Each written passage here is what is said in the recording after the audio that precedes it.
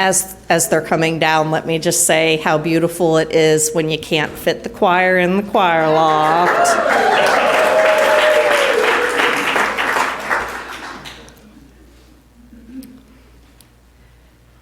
It is not the lion or the wolf you should fear. It's the howling storms that break the chains you hold so dear. The attitude that shatters all those sacred matters, which adds up to nothing but junk food for the human mind. All those restrictions you let others impose, all those pathways they told you were not the right way to go, the ones you know led to a brighter day. I was not made to devastate the mental state of hearts enslaved by the corporate government that barely pays minimum wage. Destiny was not laid before me. I just happened to acquire a brain that desires to explore everything. Fear is just the tool used to cower fools. Curiosity is what we all need to generate unlimited discovery of dreams, scientific discoveries, and great stories. It will give us the power to write new light of insight into our current reality, opening up unknown possibilities and better ways to elevate the higher state of free, instead of the capitalistic prison and religion some love that calls itself democracy. Please sit with us in silence.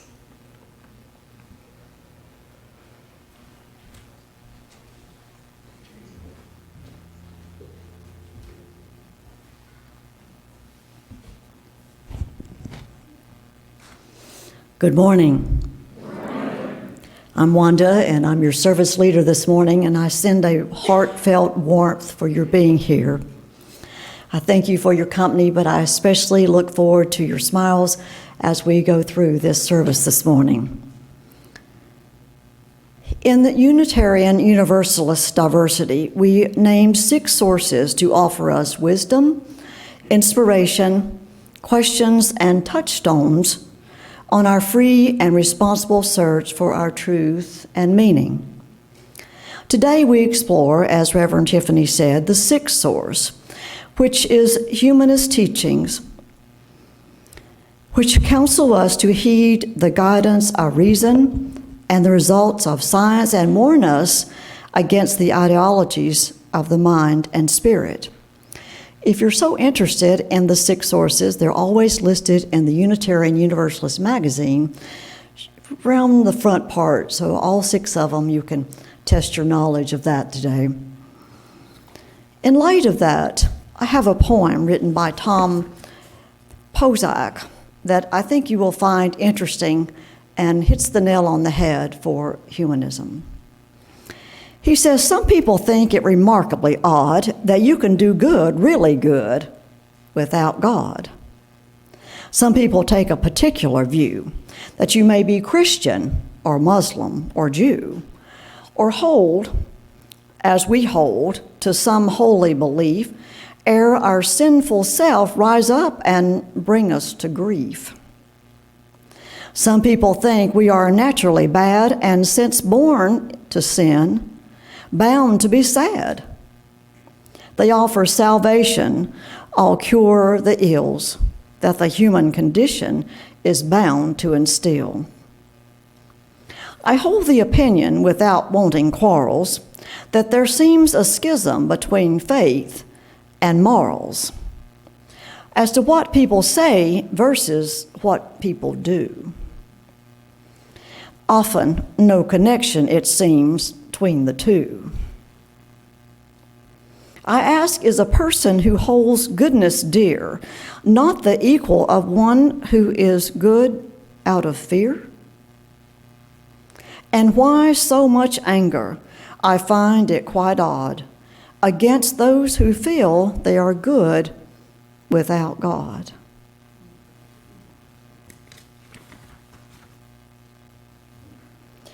These sources help us against ideologies of the mind and spirit. They help us live our values and our goals, which we express in our vision statement.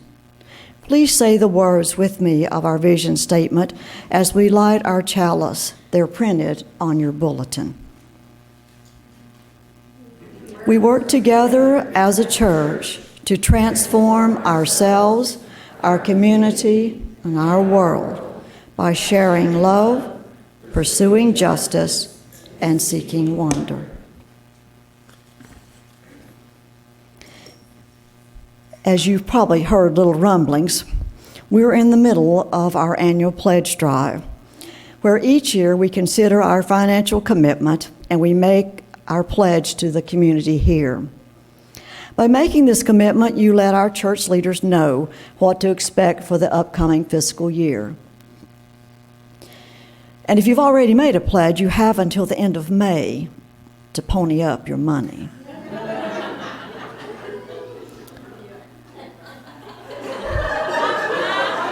Did that make anybody feel a little bit uncomfortable? But for this coming year, we're anxious to hear from one of our congregants who's going to tell us why he makes a commitment to pledge and why that's so important to him. Please help me welcome Dan.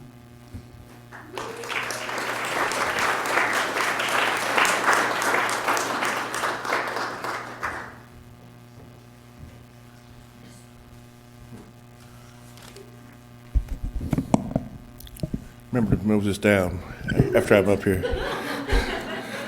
Thank you, Wanda. My name is Dan Coughlin, and I've been a member here officially for about a decade or so.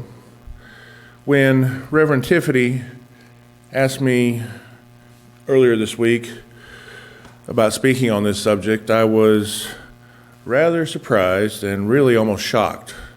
I really don't feel like I'm a very good donor.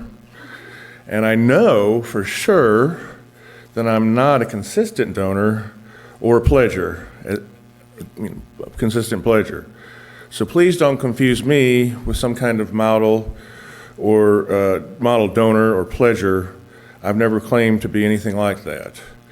But the main reason that I do give here is that this is a group, a community, that not only claims to stand on the side of love, but actually does so. And that's very much like what Wanda just read to us about difference between saying and doing. And I feel like if there's something I believe strongly in, like that, I ought to support it the best I can. And financial support is one way I can do that. It's certainly not the only way that I can and that you can.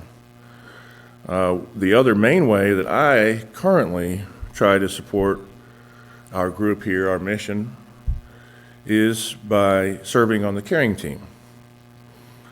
But even that team, though we don't use a lot of funds, does somewhat depend on church funding. And what is church funding? That is money that comes from the generosity of you all folks. So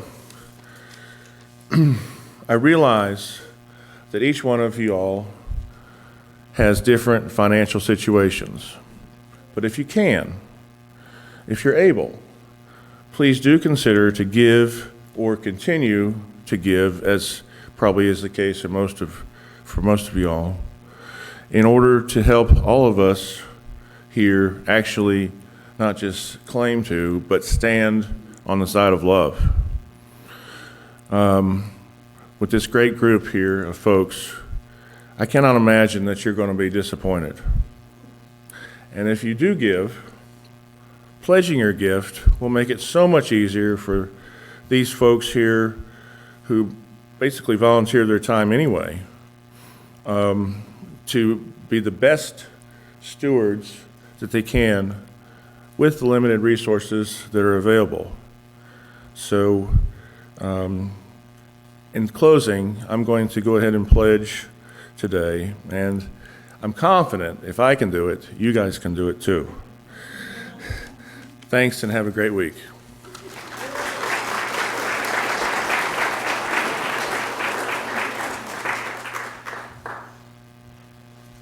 The microphone might be a story of our diversity today.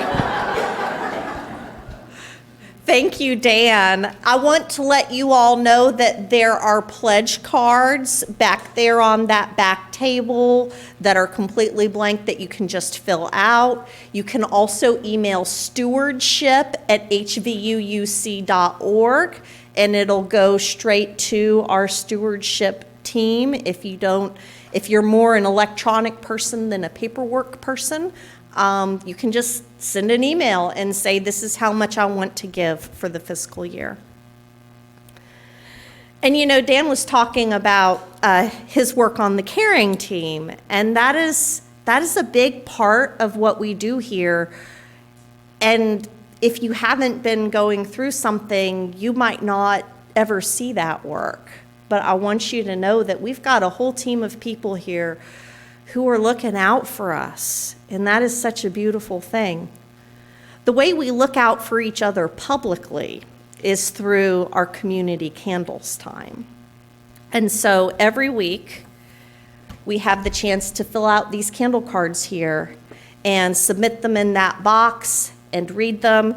You can even mark that you don't want it shared with the group, but that you just want to alert myself and the caring team to what's going on with you. So that's a safe way to let them know. And if you're not here in person, you can always email those things to minister@hvuuc.org. Or if you want to skip me and go straight to the caring team, you can email caring@hvuuc.org. And we have several caring cards for today. Today we want to remember the people, land, animals, and plant life of Texas that are affected by the wildfires spreading throughout the land right now. We see in these tragedies the ongoing effects of climate change, and so we also remember all of us in the interdependent web of life that are impacted by systems overly dependent on fossil fuels. Today, we also want to remember all the people who are affected by war throughout the world. We imagine with compassion and heartache those who are growing up not knowing what it means to have a safe place to rest at night. They are part of our interdependent web too, and we want to remember them. This candles card says it's from CNN. A South Carolina man was found guilty of a federal hate crime in connection with the 2019 killing of a black transgender woman named Dime Doe in a landmark verdict prosecutors say is the first of its kind. Basically, this hate crime law has been on the books forever, but this is the first time it's actually been used to convict someone who has done harm to a truly marginalized community. The U.S. Justice Department's Civil Rights Division said this about it: "We want the black trans community to know that you are seen and heard, that we stand with the LGBTQI+ community, and that we will use every tool available to seek justice for victims and their families." So a candle of joy, even in a very tragic situation. And a candle of hope and optimism today for our little community. Tom Burns has shown some real improvements at the end of this week. While there is still a long journey, and Tom and Martha still need our love and support and good energies, we are thinking that he is turning a corner. And I don't know about you all, but that makes me want to take a deep, big breath and a deep sigh of relief. I've been holding tension over this, and it is so nice to be given some hopeful news today, and I hope you all feel that too. So and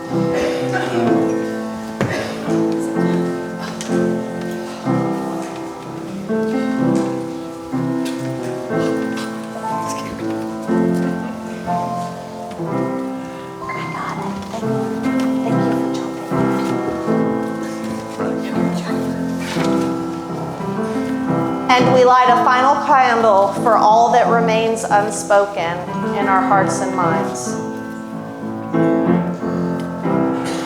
When I breathe in, I breathe in peace. When I breathe out, I breathe out love. When I breathe in, I breathe in peace. When I breathe out, I breathe out love. When I breathe in, I breathe in peace. When I breathe out,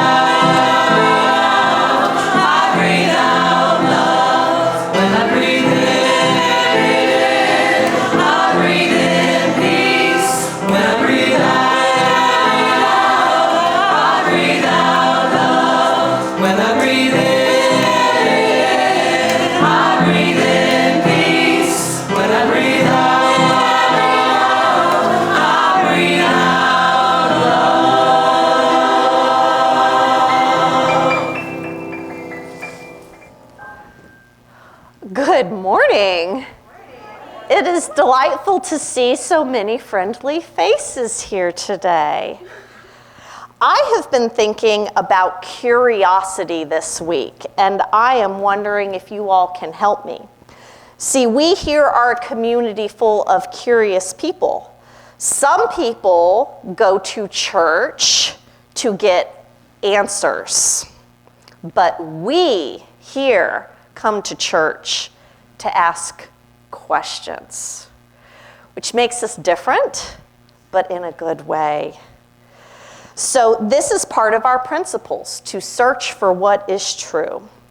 And the best kinds of questions are the big questions, questions that we don't have easy answers for. Can anyone here give me an example of what a big question is? How many stars are in space? I'm writing that down. If you want to come to an astronomy class on March 16th, maybe you can ask it there. The information is on the back of your bulletin.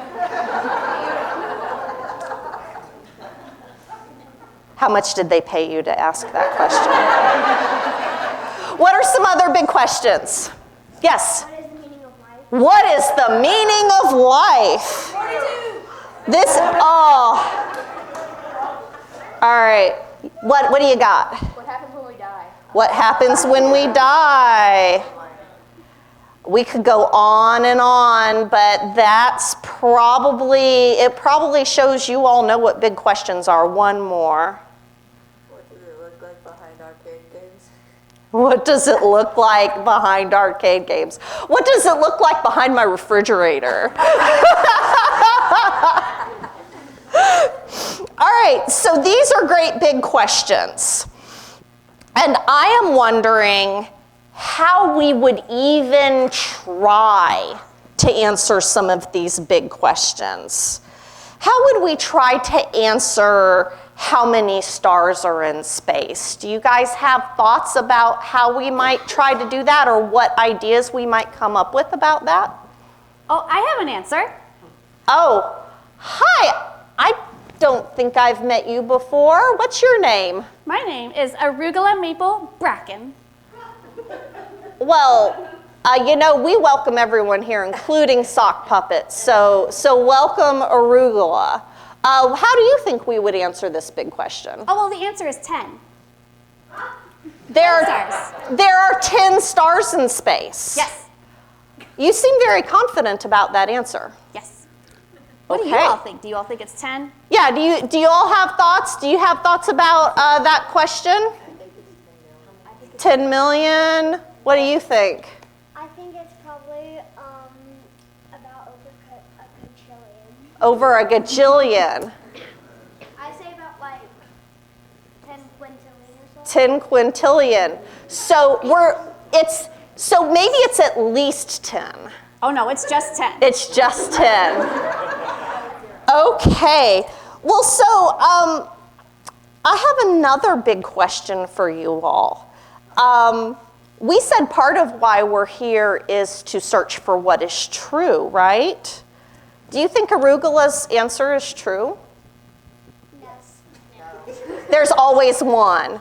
Generally, we think the answer is no to that. How do we know that Arugula's answer is not true? I've called on you a lot, so I'm going to call on someone else. How do we know? We can count more than 10 in the sky, right? So in this case, we can actually go outside and look at the sky and go 1, 2, 3, 4, and when we get past 10, we think maybe Arugula might be wrong. And she might still feel that way, but we can actually see with our own eyes that there are more than 10 stars, can't we? Yeah. So deciding what is true is not always easy. You all have some great ideas about how to decide what is true. One is to actually go check the evidence when we have a chance to. And I bet your parents and grandparents and other family members might also have some ideas about how to figure out what is true too. So maybe you can ask them about it after church. Maybe you can ask Arugula about it after church. But for now, you all can go back to your seat, even you, Arugula, and thank you for joining us today. I came to be with you all as your minister. A few years ago, before I came here to be with you all as your minister, I worked for a year at the local hospital as a chaplain. And one of the best things about that work was being exposed to such a variety of people and beliefs. And one of the most intriguing friendships that I ever formed there was with a Pentecostal minister who was also working there as a chaplain. She and I disagreed about so many things. She didn't tell me there were 10 stars in the sky, though. We also, though, made an effort to understand each other and to speak in ways that could build a bridge between us. One day, she decided to share this song with me, Atheists Don't Got No Songs. And I feel like I should say preemptively that I completely disagree with the premise of this song, and yet it's hysterical, and it gives us some intriguing material to interact with.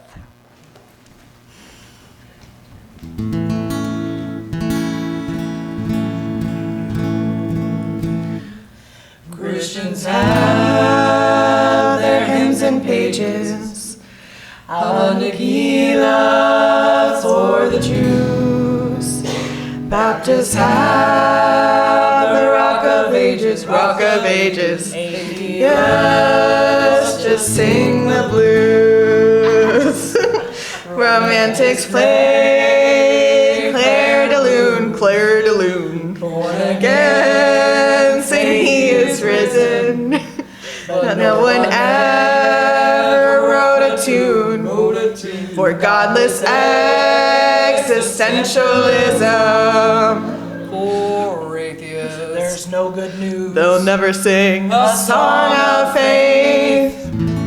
In their song, They have a rule that He is always lowercase.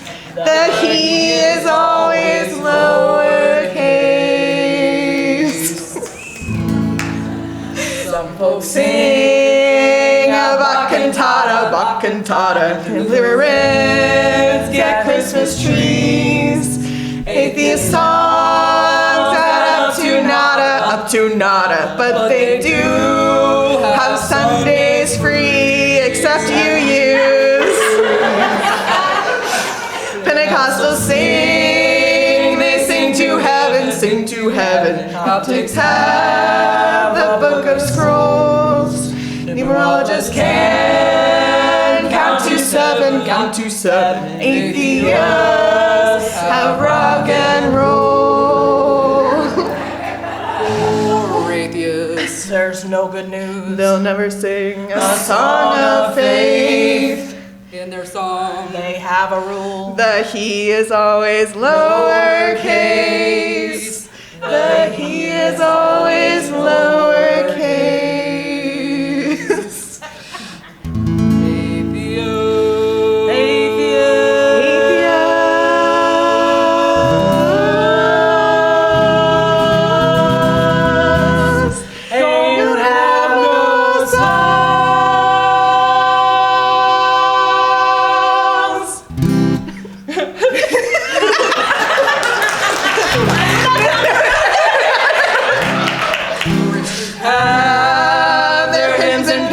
hymns and pages. Nagila for the Jews. Baptists have the Rock of Ages. Atheists just sing the blues. Catholics Dress up for mass. And listen to Gregorian chants. atheists Just take a pass. Watch football in their underpants. Watch football in their underpants.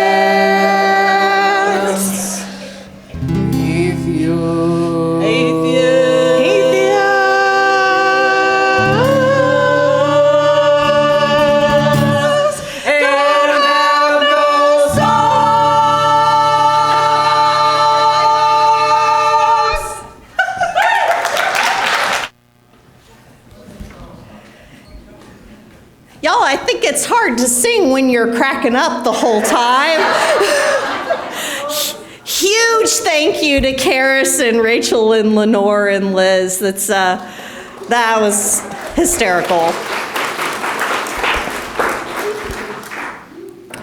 The irony, of course, is in this diverse community, we have plenty of atheists and we have plenty of songs. I was going to bring the hymnals to hold up here, but I was laughing so hard that I forgot. We even have songs about godless existentialism. We have the opening hymn we did today. We have Blue Boat Home, Meditation on Breathing, Go Lifted Up, We Give Thanks. There is a 64 hymn section of our gray hymnal titled Humanist Teachings. And that's not to mention all the inspiration we source from music outside of our hymn books. And of course, as Lenore and Liz already pointed out, we've got atheists here on a Sunday morning. Y'all don't get Sunday morning off, or if you do, just don't tell me about it. My colleague who delighted in this song really couldn't conceive of why someone who didn't believe in God would gather to be with religious community on Sunday morning. And for that matter, she and many like her can't conceive of how a person could even live an ethical life without a belief in God. And that's part of why our fifth source is so important. I'll read it to you again. Humanist teachings, which counsel us to heed the guidance of reason and the results of science, and warn us against idolatries of the mind and spirit. Humanism is different from atheism, and we will unpack that in a minute. But where they intersect is this idea that we don't need belief in God and a holy book full of rules to be good people. Some humanists and atheists might even make the case that those beliefs can actually make you quite unethical if you're not careful, a hypothesis that our tragic human history supports. Without a holy book or a religious tradition, though, humanists need a vehicle to communicate their ever-evolving ethical framework. The American Humanist Association, whose slogan is "Good Without God," has been working to communicate that vision for over 80 years, and their most current manifesto is our reading for today.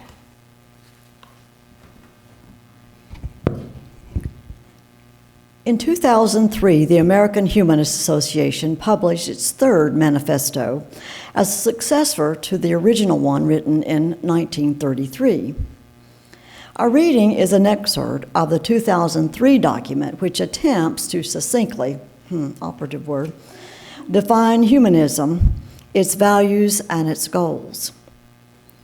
Humanism is a progressive philosophy of life that, without supernaturalism, affirms our ability and responsibility to lead ethical lives of personal fulfillment that aspire to the greater good of humanity. The life stance of humanism, guided by reason, inspired by compassion, and informed by experience, encourages us to live life well and fully. It evolved through the ages and continues to develop through the efforts of thoughtful people who recognize that values and ideals, however carefully wrought, are subject to change as our knowledge and understanding advances. This document is part of an ongoing effort to manifest in clear and positive terms the conceptual boundaries of humanism, not what we must believe, but a consensus of what we do believe. It is in this sense that we affirm the following. Knowledge of the world is derived by observation, experimentation, and rational analysis. Humans are an integral part of nature, the result of guided evolutionary change. Of unguided, whoops. Well, better watch out for that. I didn't see anybody jumping up in protest. So, the result of unguided evolutionary change. Ethical values are derived from human need and interest as tested by experience. Life's fulfillment emerges from individual participation in the service of humane ideals. Humans are social by nature and find meaning in relationships. Working to benefit society maximizes individual happiness.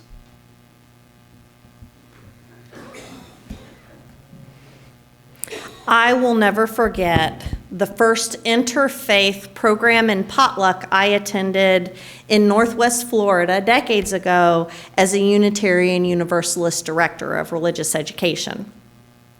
Gathering with so many diverse people, folks from the synagogue and the Unity Church, a few of the liberal Christian churches, as well as members of the Muslim and pagan communities, was inspiring, especially because so often our small community felt overshadowed by giant evangelical and fundamentalist churches that professed that their way of life was the only good way of life. So at this gathering, over a potlucked plate full of tabbouleh, stir fry, and mac and cheese, that's interfaith for you. I guess I'm the mac and cheese. I shared my awe with some of the others at my table. All of my dining companions were people that I had just met that day, all people of different religious paths. And as I expressed my joy in our diversity, one of them chimed in and joyfully proclaimed, "Yes, it is all good. As long as you believe in God, you belong here with us." Yep. So it is not lost on me that she thought she was making the broadest, most open and inclusive statement she could possibly make. And it's not the last time that I have heard that sort of proclamation in interfaith circles. And for us here, for Unitarian Universalists, it's not even close to hitting the mark, which your very dramatic reaction reinforced. Here in this community, if you don't believe in God, you are welcome here. And not just as someone that we will tolerate until you see the light. Instead, I hope that the message that we are communicating is your point of view is rich and important and so vitally needed here. I hope what we're saying and what you're hearing is the way that you keep pointing us to logic and reason guards us against getting overly attached to our personal ideas about the way the world works that can often lead well-meaning communities astray, guarding us against idolatries of the mind and spirit.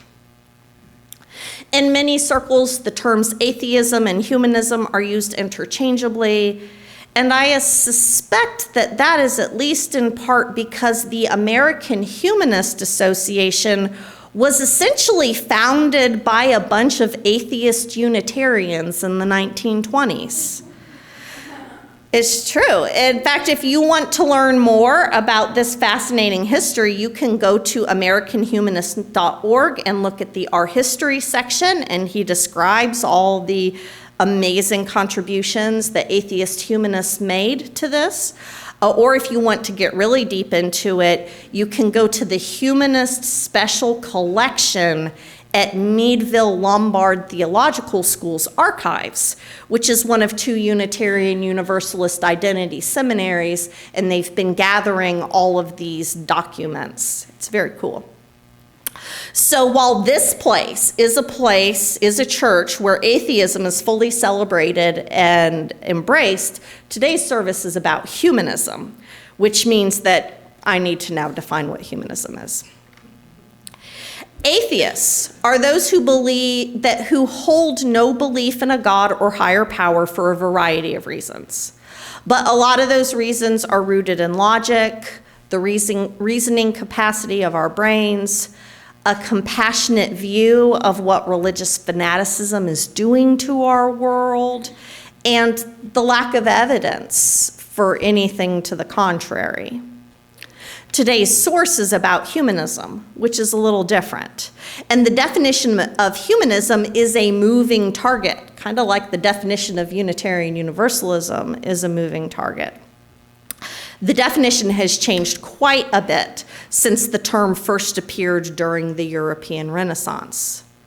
Humanism is currently defined by the American Humanist Association as a progressive philosophy of life that, without supernaturalism, affirms our ability and responsibility to lead ethical lives of personal fulfillment that aspire to the greater good of humanity. The without supernaturalism part is important here.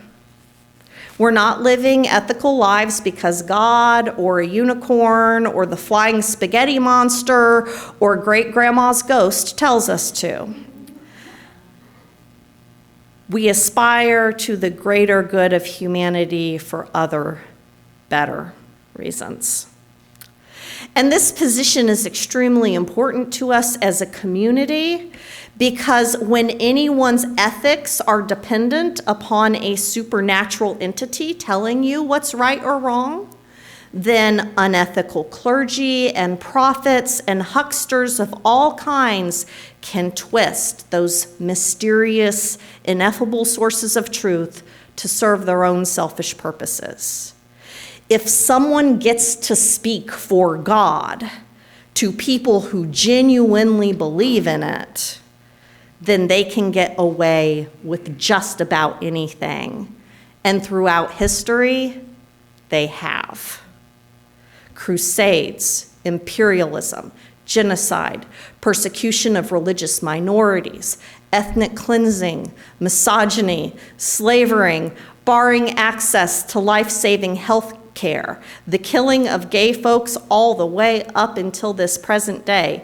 The worst crimes of humanity can be laid at the feet of powerful men who claimed to be doing it in the name of God. But we all know it wasn't God. It was the worst parts of the human impulse all dressed up in holy vestments. Anne Lamott said it this way: you can safely assume that you have created God in your own image when it turns out that God hates all the same people you do.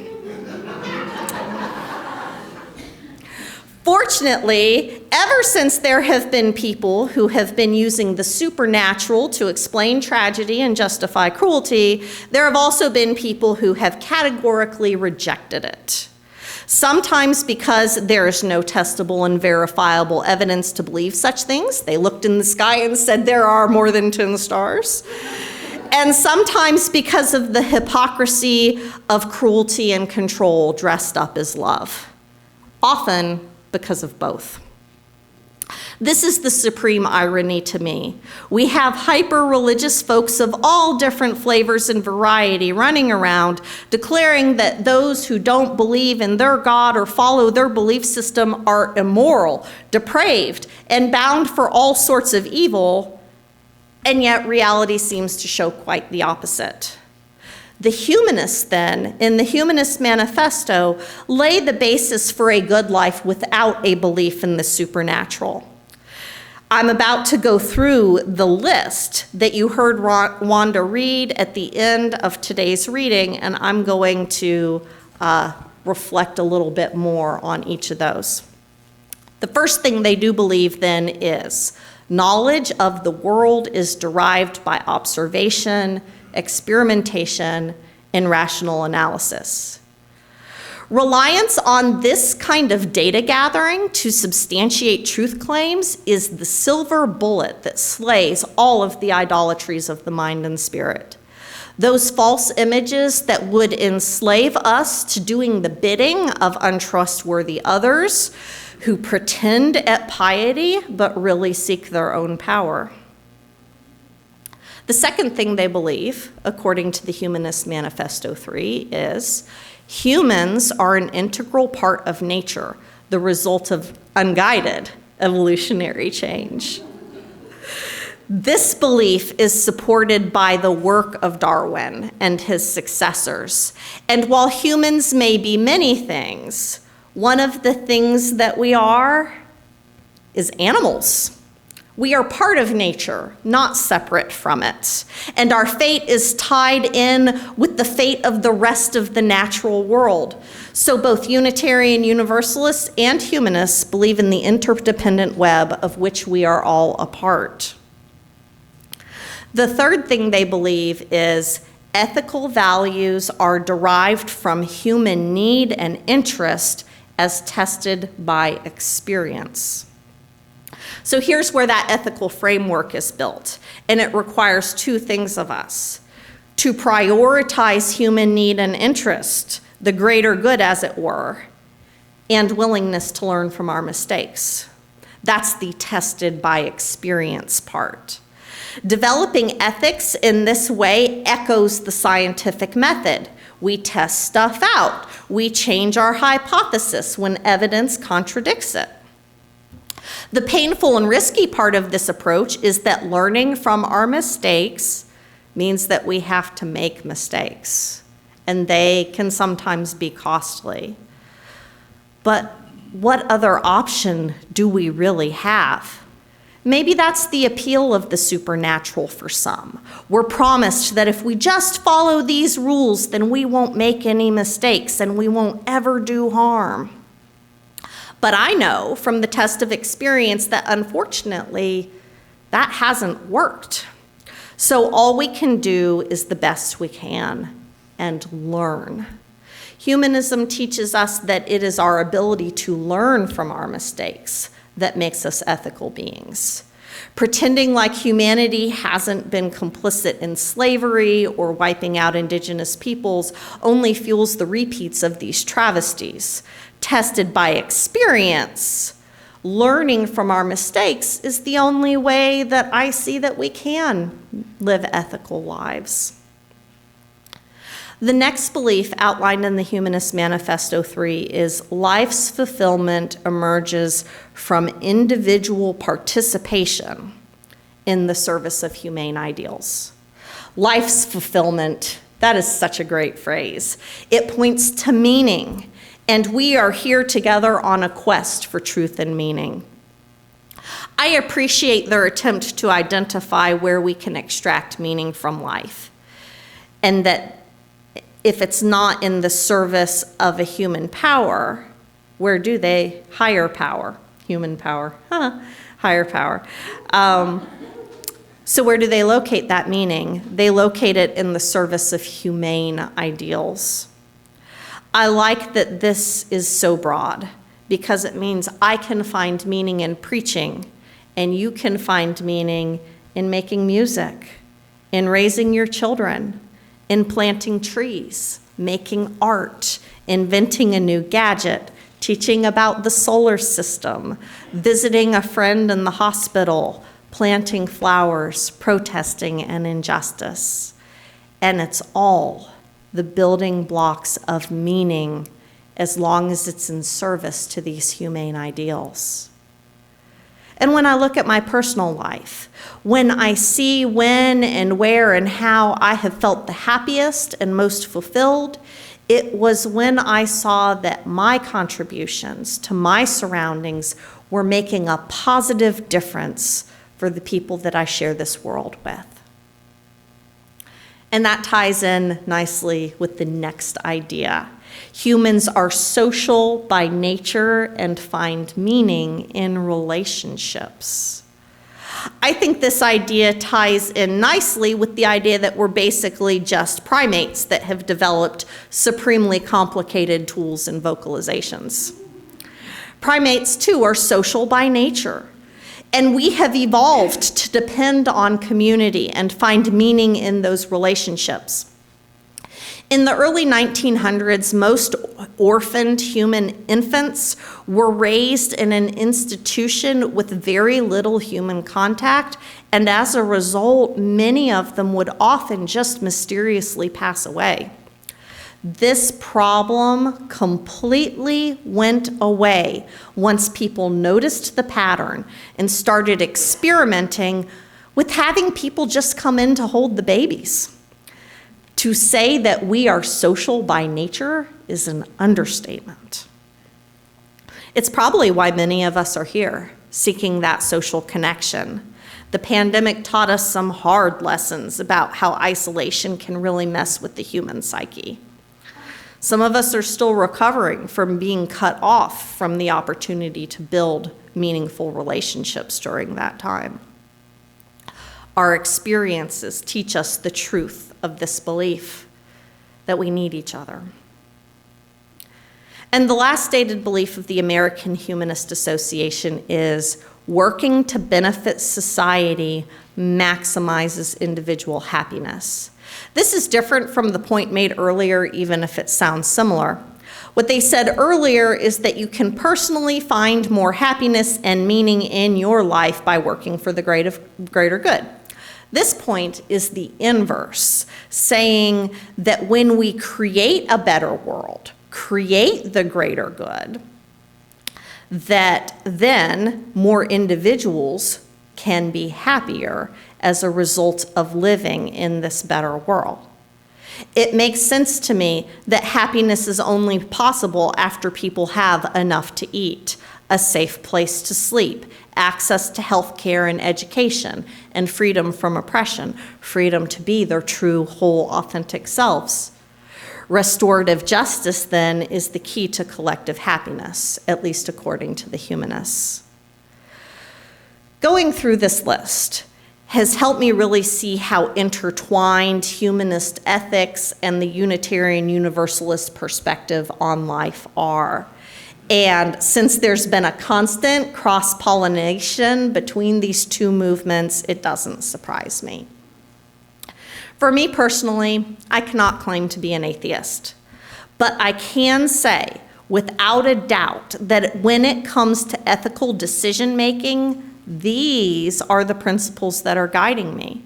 It helps me to know that even though my idea of the great mystery of life will keep changing, that my commitment to using logic, appreciating human nature for what it is, and collectively working to build a world where we can maximize happiness doesn't have to change, because None of that is based on my imaginings about unknowable things.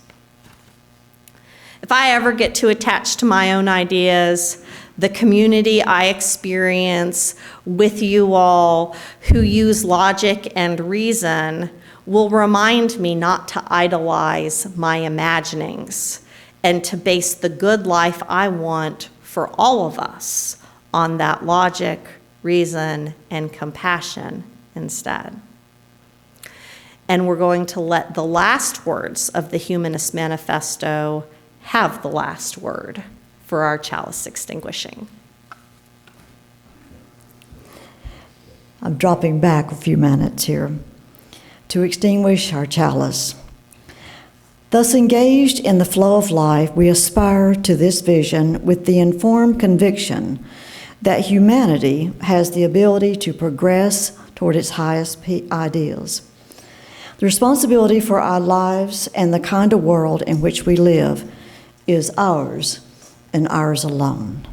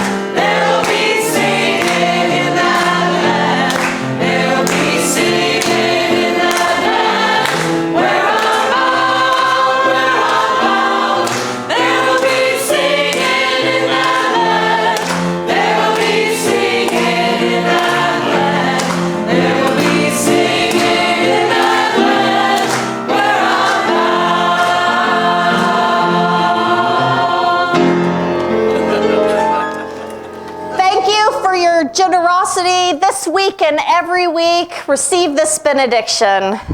May justice lead us to the calling of this moment. May wonder meet us right where we're at. May we discover our collaborators and our companions, and may love guide us on our journey to transformation. Blessed be, amen, and go in peace.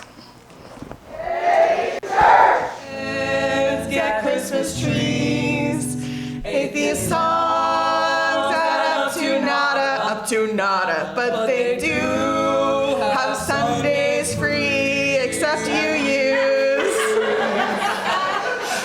Pentecostals sing, they sing to heaven, Coptics have the Book of Scrolls, numerologists can count to seven, atheists have rock and roll.